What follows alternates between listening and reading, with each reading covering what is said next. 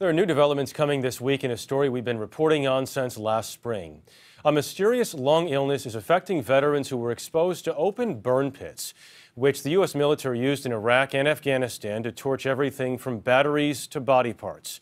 This week, those veterans, including Army combat medic Will Thompson, may get some answers. Will Thompson was often the life of the party while stationed in Iraq in 2004. Today, at age 43, he's an outpatient at Inova Fairfax Hospital in Virginia, the recipient of a double lung transplant, struggling to stay alive. I want to live as long as I can. And if this mask can give me a couple more years, then that's what I'm going to do. Thompson says the issues began during his second Iraqi deployment near Camp Victory in 2009. His wife, Suzanne.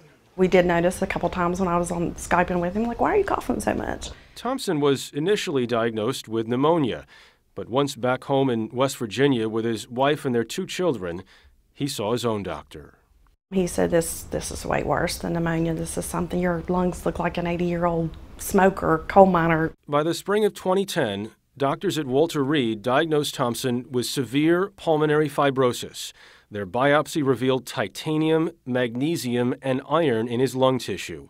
Suzanne Thompson called Dr. Anthony Sema, a professor at Stony Brook University School of Medicine, who's been analyzing dust from Iraq and its impact on veterans' lung function. I wanted to make sure that he got some of Will's old lung tissue. Because I said, what happened to Will happened to Will. We can't change that.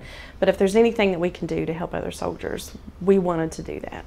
We first met Dr. Sema last March. How toxic is that dust? This dust is very toxic.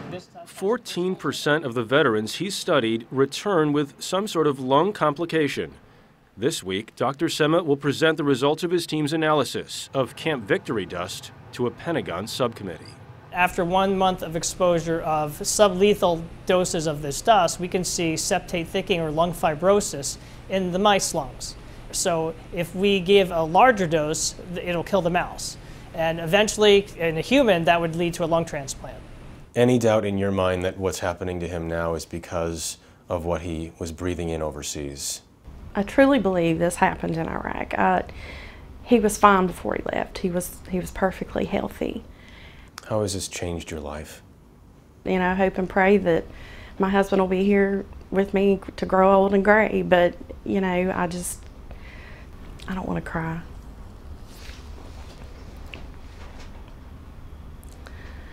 This has changed me by just taking each day at a time.